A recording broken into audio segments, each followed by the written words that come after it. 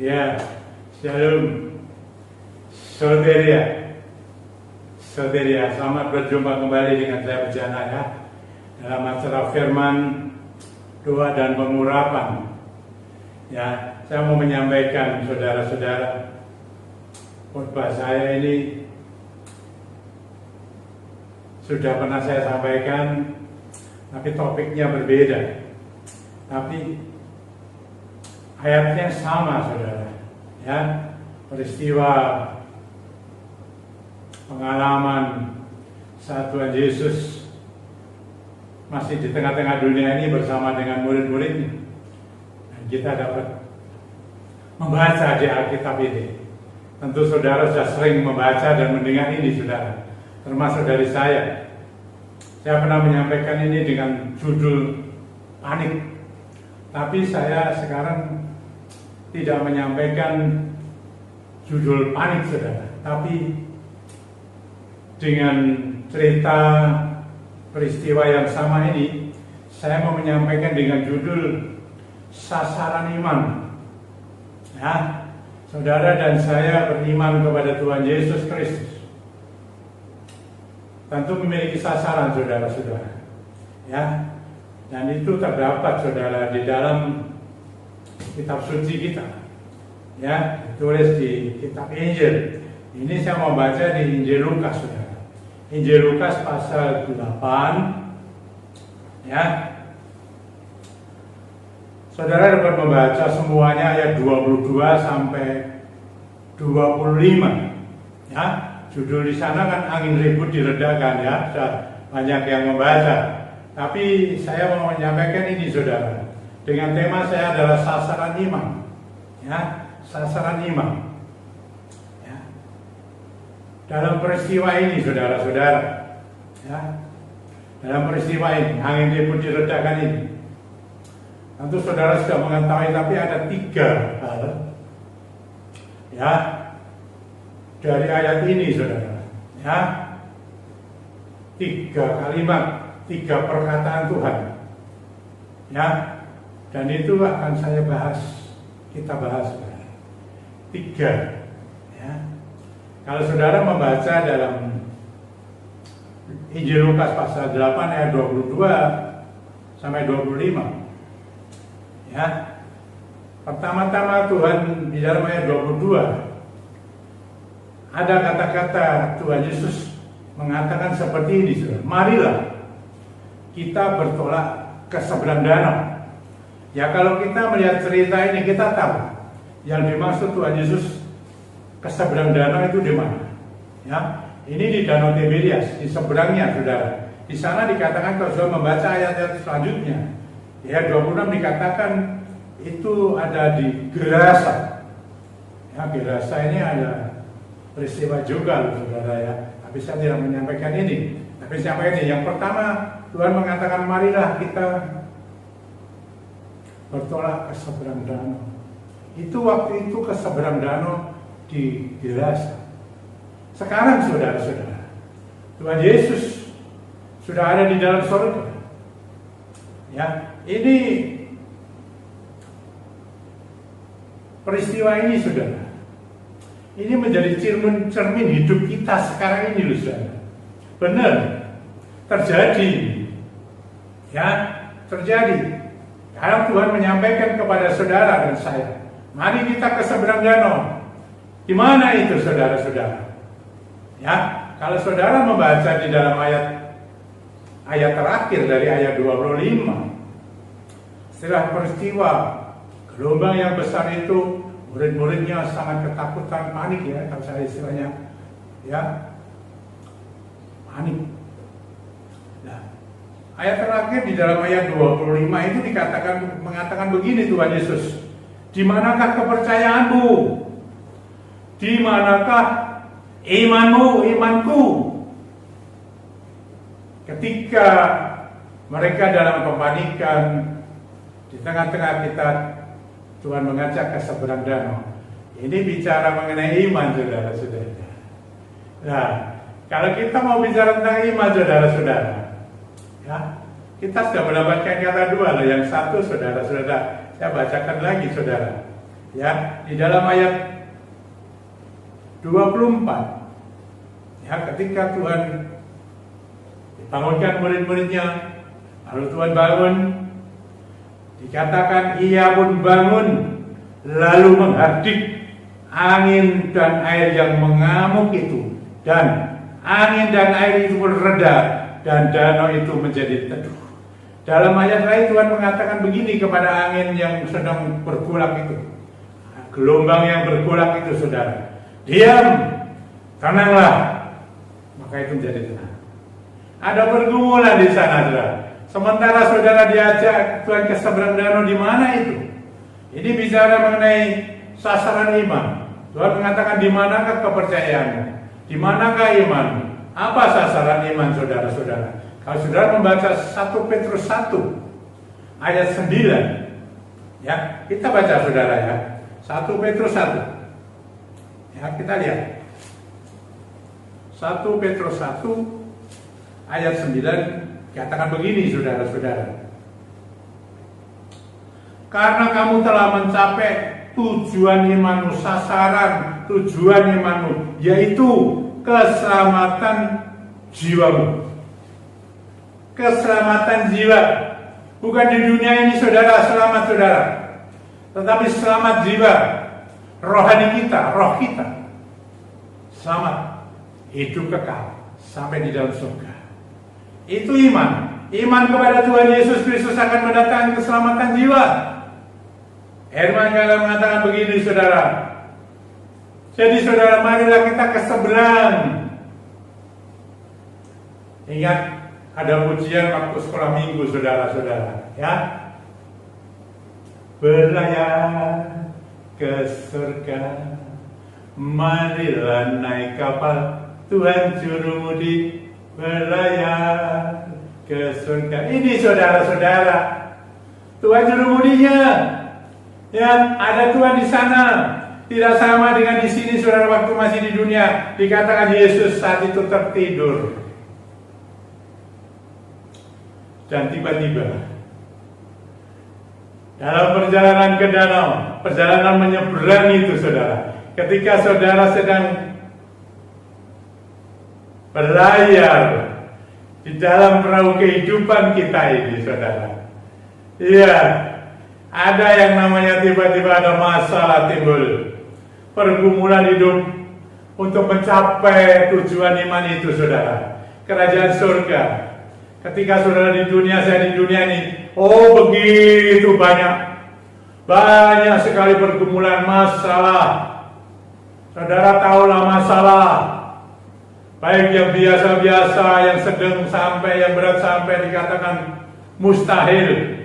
Ada masalah ekonomi, ada masalah sakit penyakit, ada masalah dalam tengah-tengah rumah tangga keluarga kita, saudara-saudara. Dan banyak lagi, saudara-saudara. Di sana saudara menemukan itu, di sini saudara menemukan itu di dunia ini.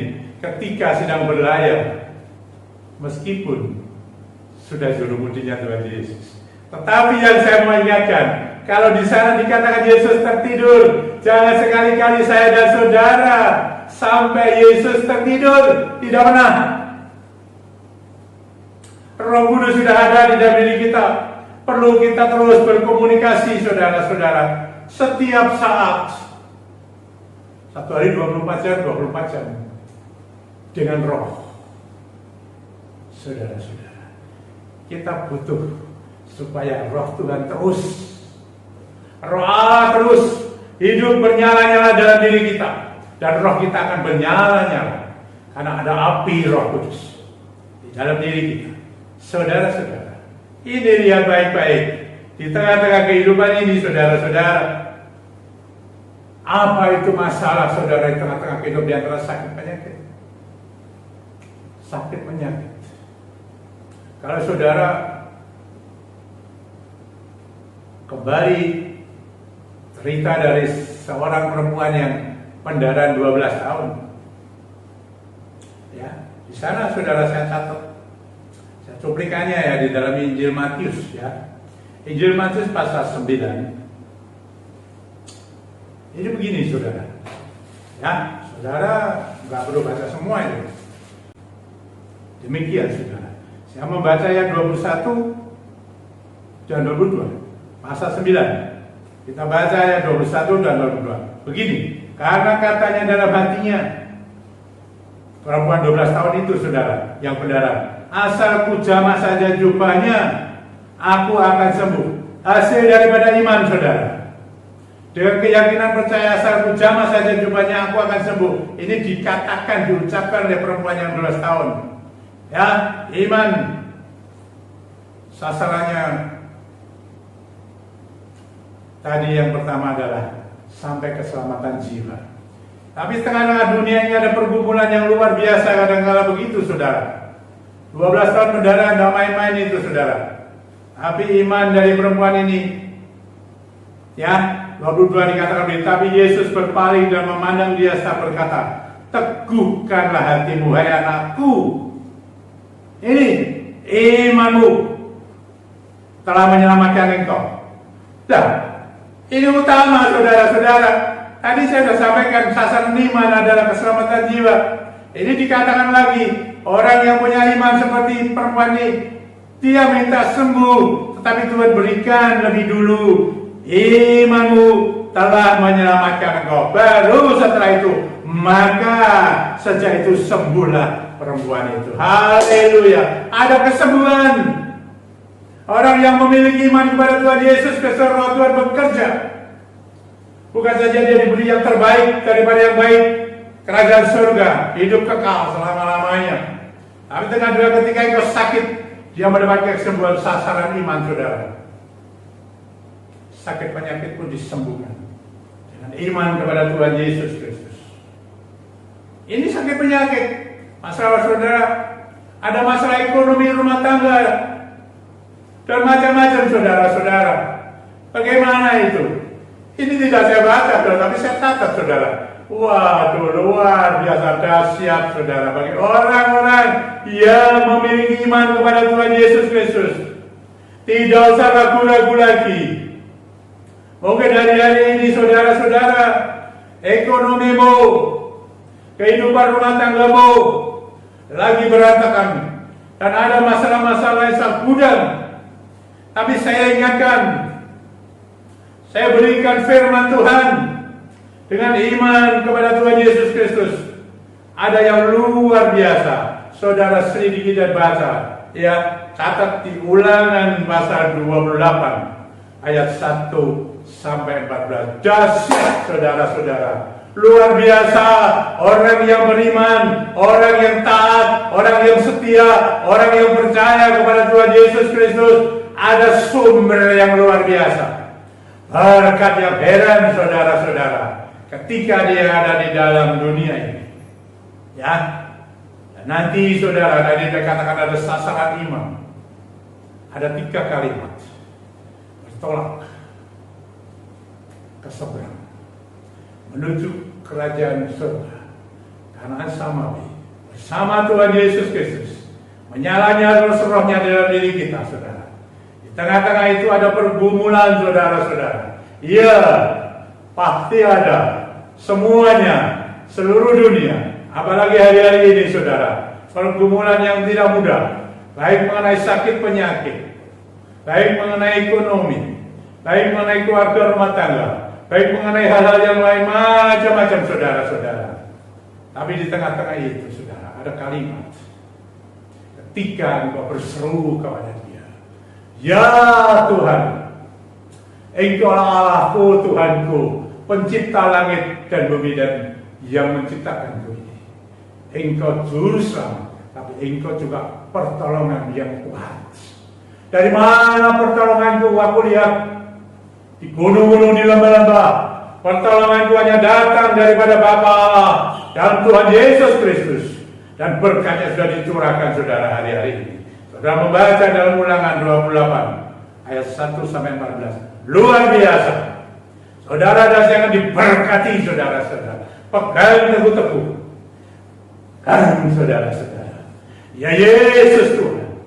Ada rohnya yang sudah ada di dalam diri kita ini. Saudara dan saya sudah mengetahui benar. Ada sasaran yang dalam pelajaran ini saudara-saudara. Luar biasa. Di tengah-tengah pergumulan. ada Tuhan Yesus. Saudara, jangan sampai Tuhan Yesus secara rohani tertidur dikatakan. Karena engkau tidak pernah melakukan komunikasi dengan dia. Engkau jarang berdoa, engkau jarang bersekutu dengan dia. Engkau jarang bercakap-cakap dengan dia. Tapi sekarang saudara, saya beritahu, ayo bercakap-cakap, berkomunikasi. Lewat doa-doa saudara dan saya, kita bisa bersama dia melewati gelombang, melewati badai, melewati masalah apa saja, dan sampai kepada Kanaan Samawi dalam kerajaan surga hanya dengan iman, dengan percaya, dengan setia dan ketaatan kepada Tuhan yang hidup, Tuhan Yesus Kristus. Dia hidup, dia Allah yang pernah menjadi manusia. Di dalam seorang manusia namanya Yesus. Luar biasa. Mari saudara-saudara, imanku dan imanmu jangan sampai dipertanyakan, di manakah imanmu? Di manakah kepercayaanmu? Tapi sekarang ini dan seterusnya, dengan pertolongan daripada Roh-Nya yang memampukan kita, ketika kita lemah, Roh Kudus itu kuat. Pada saat kita lemah, kita dikuatkan. Dia Parakletos, saudara dan saya. Mari, saudara, tetap ada iman. Nah, dikatakan bahkan iman sebesar biji sesawi pun tidak masalah, dapat melakukan segala sesuatu. Gunung dipindahkan, gunung kesusahan, gunung macam-macam, saudara, yang membuat susah manusia disingkirkan oleh karena iman kepada Tuhan Yesus Kristus. Ini sasaran iman saudara-saudara. Puji Tuhan, mungkin saudara saat ini lemah, ada pergumulan, tapi firman Tuhan pada malam ini akan menggugah saya dan saudara lebih jauh.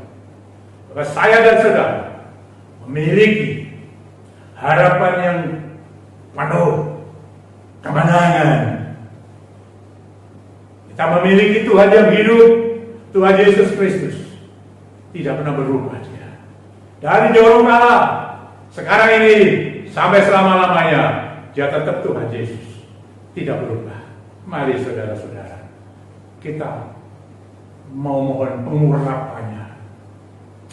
Lewat firman yang sudah saya sampaikan ini, saya dan saudara dibangunkan kembali. Iman kita akan semakin kuat, semakin sehat, semakin teruji, saudara. Mari saudara, kita pakai. Ada minyak, saudara pakai kalau belum dikuduskan. Dalam nama Tuhan Yesus Kristus. Minyak yang kau pegang itu sekarang saya kuduskan. Saya menjadi kudus dan Roh Kudus yang bekerja. Mari saudara. Beriman, ada nama yang berkuasa.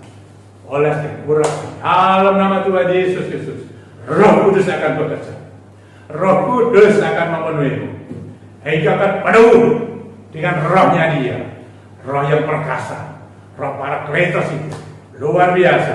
Kalau ada yang saat ini ada pergumulan, di tengah engkau mengarungi patah kehidupan, ada Tuhan Yesus di sana. Dan Tuhan mengatakan,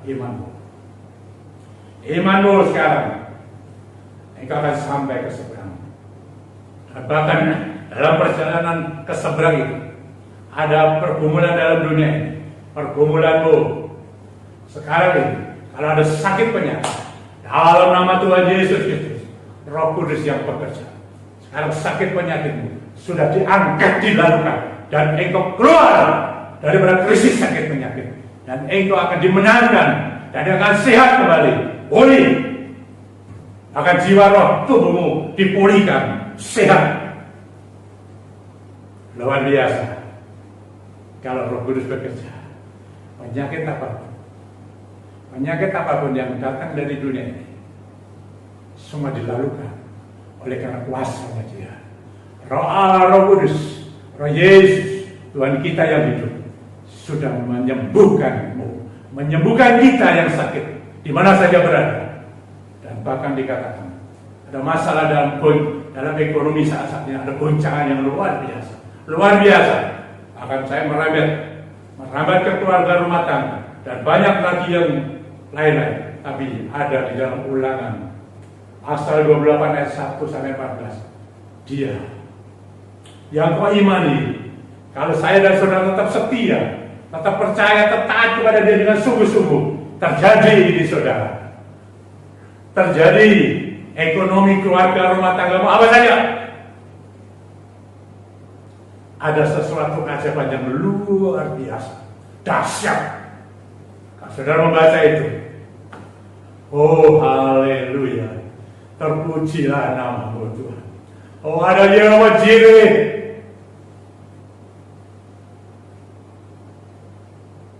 ada Yehova Shalom, ada Yehova Rafa. Diberkati dahsyat ini.